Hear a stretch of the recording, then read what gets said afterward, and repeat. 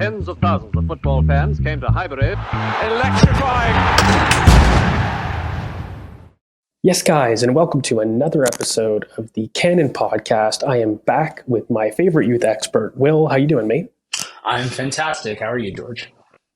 I'm good. And so we just came off doing a 45-minute special on a really great topic on, I think we actually got into something pretty political, which we don't normally do, but I encourage everybody to have a look at it. Though. Very necessary, absolutely. We talked a lot about Dubai, the impact of kind of Mehmet Ali coming along with Arsenal safeguarding, because we've got a 15-year-old on the flight to Dubai. But along with it, we had a collection of youngsters from Josh Nichols, Mika Rosiak, Charles Sage Jr., Jack Henry Francis. There's just a bunch of people that have gone on. So we had a little bit of a talk about what that group might mean for Dubai integration. And then I think a really important conversation that we had about Miles, the celebration, and the impact of media narrative in terms of what we say and how we say it matters to these youth. And I think it's a really important conversation. So I'd love for people to have a check. And of course, we talked a little bit about the man of the spotlight hour, Max Dowman. I finally feel comfortable talking because Arsenal have freaking brought him out to Dubai, and it is unprecedented. Let's just get right into it, mate. Can you give me a who, what, where, when, why, how on Max Dowman? Who is this kid? Why is everybody saying, okay, this 15-year-old could be the best kid in the country? And then who is kind of your player comparison as a profile too? Sure. Max Dowman is, as George mentioned, a 15-year-old sensation who's been a sensation for about 2 years since he was 13, but we obviously like to refrain from putting unnecessary pressure on a player. But at this point, it doesn't feel like unnecessary pressure. I mean, this is the most skilled youth prospect in England right now, and that's not just conjecture. That's confirmed by people who I've spoken with who have said things about Max Dowman that I'll refrain from saying, but are high up there amongst the regards I've heard about players, and that includes the likes of our very, very special Ethan Nwaneri and Miles Lewis-Skelly. This is one of the more intelligent and powerful players I've ever seen at the youth level. He has no lack of technique with either foot. He has, as George liked to describe it, a powerful right foot with a finessing left foot. His first touch brings him to whichever direction he wants without any fear of losing possession. He has a daring but also skillful nature to the way that he carries the ball, allowing him to create his own luck and drive past players to create endless amounts of goal-scoring opportunities for himself and teammates. I know George has his own player comp, but to me, the power that he runs with and combined with the technique is one of a street footballer, and he really, really reminds me of a young Kaká with a lot of other qualities to him. But I like that Kaká comparison because, first of all, he was one of my favorite players growing up. And I just think Max has that flair about him that is something you can't describe. He has a characteristic that is an intangible, and he's someone who's going to break all sorts of age records and hopefully all sorts of other records for Arsenal in the very, very near future. Yeah, this is a talent that is incredible. I mean, I know when I have a look at it, again, he's 15. He's going to turn 16 at the end of December of this year. And so he's already been to Dubai. And we know that a lot of these Hale End talents that have exploded in Miles and Ethan, the reason they do is because they combined incredible physical gifts with technical gifts. And the one thing that I can say about Max Dowman is his first touch and his ability to control the football is an absolute pleasure. Like, I think it actually is, in fact, for me, a better first touch than Ethan. If you're trying to look as a comparison from a technical standpoint, Ethan's a little bit more of like a very technical footballer that makes the right decision, very refined, very clear that he's been in academy football. And, Max has a little bit more of that street footballer about him. He's got this incredible running power.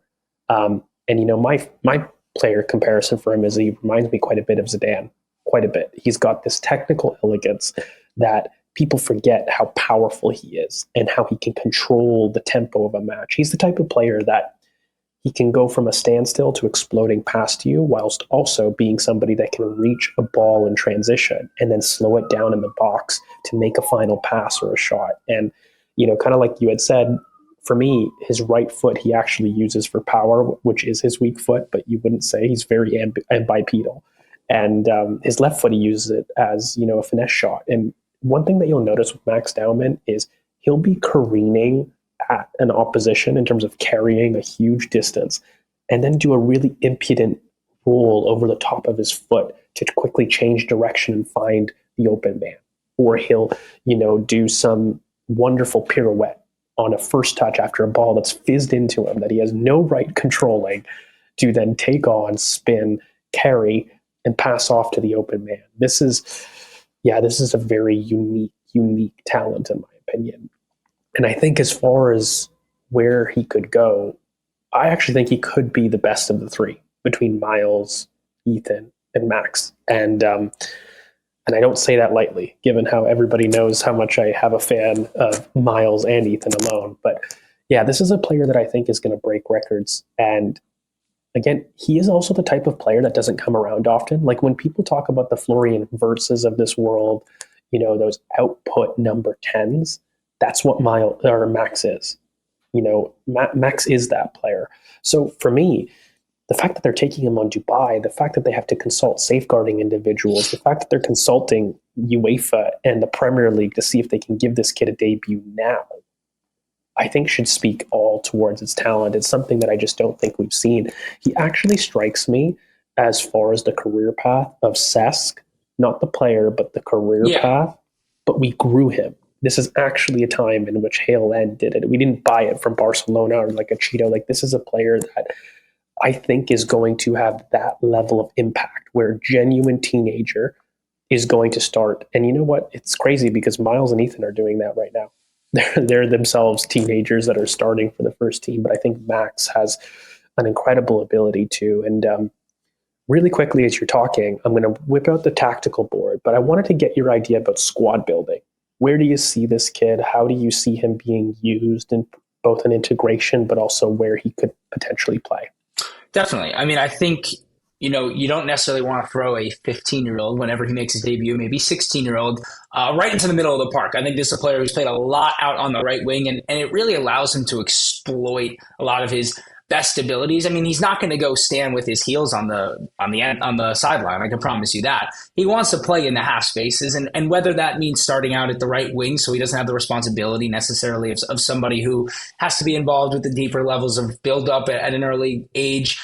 That's a possibility, but he's going to operate where George is dragging his little red dot right now. That is where Max does the most danger because he can go any which way with either foot. He can play a ball over the top. He can run at defenders. He can pick the ball up over here near the half line and run all the way down the sideline and then use his right foot to play, a pullback ball into the middle of the box. I think Max's first integration to the team will probably be similar to Ethan's where, he gets the opportunity to play out on the right wing and have a little bit more freedom without all the defensive responsibility. I think that's really the difference. But long term, I mean, this is a player who needs to operate in central areas the way that all the best players in the world need to, because that's where you get output from.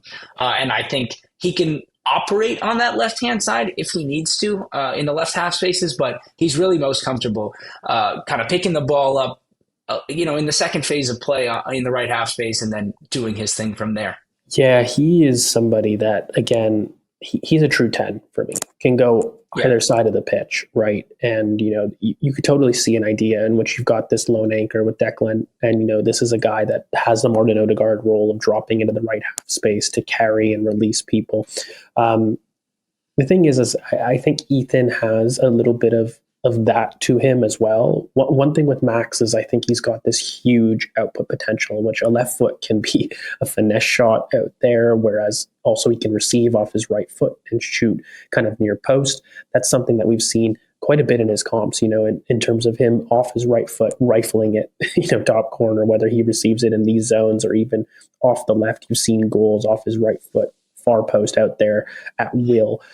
This is a guy that, for me, is simply going to be a true 10. We've talked about Zidane and we've talked about Kaká, but this is he's a creative player, but I actually think he'll have tangible output, and he's creative in the sense of how he can control a game and carry the football. As you said, I think he'll start as all young talents do, kind of on the wing and being an option on the wing in terms of carrying inside, in terms of dropping deep to help with build up and then carry along the touchline. But eventually I'm looking at Max kind of out here in these zones. And, really the interesting thing is I think a lot of people are going to say, well, how do you envision all of Max, Ethan, and Miles being able to play together?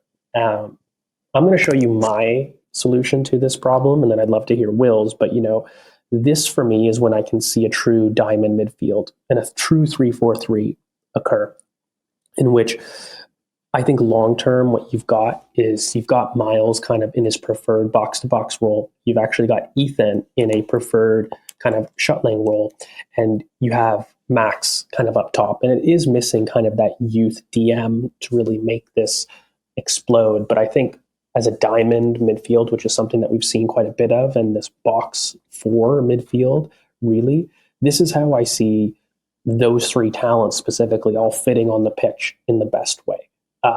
I don't think that this is a pivot that strikes me as truly complete, even though it can function this way. I do think that ultimately you're going to want to have kind of a lone anchor to allow these the shuttlers to really carry, and Miles and then Ethan to carry themselves. But Max, for me, needs to be free to go either side of the pitch to enact his own level of carrying. I actually don't even mind if, Ethan and him swap at times. I mean, Max is somebody that can easily carry up and down the pitch and do this role as a shuttler as well. And Ethan, who's got phenomenal finishing himself, is fully capable as a 10. And it's why these 2 talents between Ethan and Max are so interchangeable for me. But yeah, quickly, Will, mate, where do you see his most effective position? And then B, that same question, if you had to fit Miles, Ethan, and Max, would you do it kind of in a diamond formation like this? No, 100%. I mean, this is exactly how it has to operate, because don't forget, you've got not in his prime yet, Bukayo Saka, who needs to play off the right side still. So we're not going to be leaving him out of any long-term planning at the very moment. Yes, that's definitely how I see it. I think Miles, obviously, we're not going to limit Miles to being an inverted left back or a 6, because that's not his future. He is a ball carrier, and we have gotten to see almost none of that, and he's already been incredibly impressive. But this is a player who's not his real talent. He has tons of talent, but it's maybe one of his qualities that's the most impossible to replace and impossible to duplicate. I mean, there are very few players who can carry the ball like Miles Lewis-Skelly into dangerous areas and never lose possession. So yes, I think that this is exactly and maybe the only way that it's possible. And I do think we're going to see a bit of a shakeup with the way our midfield is structured moving forward, just with the likes of a Zubimendi coming in. I mean, I think we're going to see some of that Rice Zubimendi pivot in the near future, which will probably also see Ethan play a little bit of number 10 in the next calendar year, assuming Zubimendi makes that move. So, yeah, I think this is how it is. And that's why you haven't seen us really go after one of those truly overlapping wingbacks yet, because I'm not sure that the squad building is ready for it. They're not sure exactly how they're going to incorporate Ethan, Miles, Max, and Bukayo Saka, but to me, this is your best possible opportunity with who we have right now. Yeah, and you know what, mate? For me, what's really interesting is if you want to fit these talents at their best, and again, you want to have this squad building here, I actually think it just really makes this a true touchline winger. And, yeah, in my ideal terms, if we could sit there and recruit somebody like a Bradley Barcola, I think would make this type of thing pop, even with a Kai Havertz at striker, whoever you have at striker. And I think you've just got a central unit here between Rice, Miles, Max, and Ethan that has everything that you could ever want. Everything. 100%. And this midfield is complete. It's balanced. I mean, you have the lower pivot here that, they can just shift into. I think both of these talents are happy. Ethan has no angle bias. He's more than happy be operating in these zones, Max, the same kind of thing. And I just think none of those 3 really have angle bias, which is the craziest part, because they could all ball carry. I mean, obviously Ethan and Max are more offensive minded, for lack of a better term, than Miles, but these 3 players can all rotate around the pitch and find each other in these little triangles that we have seen be so successful. And what we're really missing right now to break down low blocks is exactly that. We have too many players in there who are unable to create and break down these blocks. I think that's what, this left center midfield position that we've forever been trying to find. I mean, what we're looking for is somebody who doesn't have angle bias, who can break down a low block, who can receive in a lot of different areas and not continuously play the same pass over and over again because we get too repetitive. That's how it's so easy to stop us in those mid blocks. And that's how you break it down. Absolutely. And mate, just to end on this, really to wrap it up, it's an exciting time for Arsenal. And I do think that the squad building has these players in mind. You've got £300 million talents, in my opinion, back there. And, that's huge. It's actually it's more than just gold. It's literal diamonds that we've got, because these kind of players on the market are ridiculous. I mean, your Florian Wirtz, he's going to go for £100 million easy. To buy these type of players and then to grow it yourself is incredible. To round it out, this is a player I think that is going to be on the lips of every single Arsenal fan very soon. I think he's a talent that is going to explode, and I'm very excited to see him play.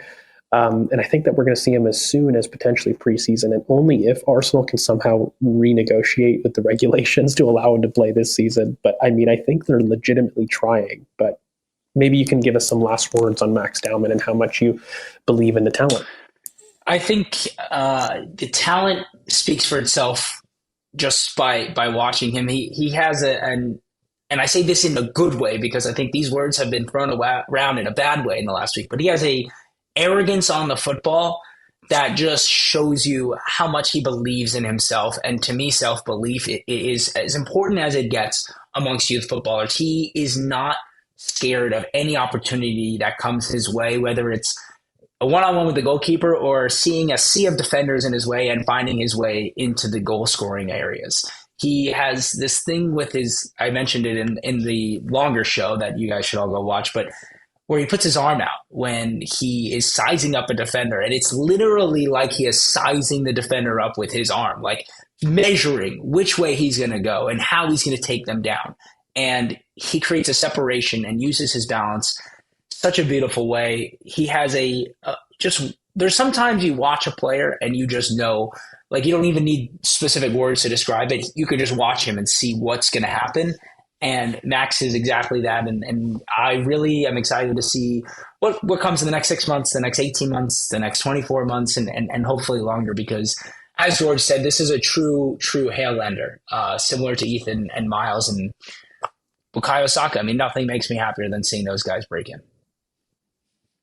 Absolutely, mate. Couldn't have said it better myself. And, I encourage everybody to have, a look at kind of the 45 minutes that we did a little bit earlier on. It's filled with some great stuff, great conversations. And we go a little bit more detailed in breaking down some clips and videos of Max, even though it's difficult to find. But we had a couple comps for you guys to have a look at. So, guys, thank you so much. This will end this month's Youth Pod.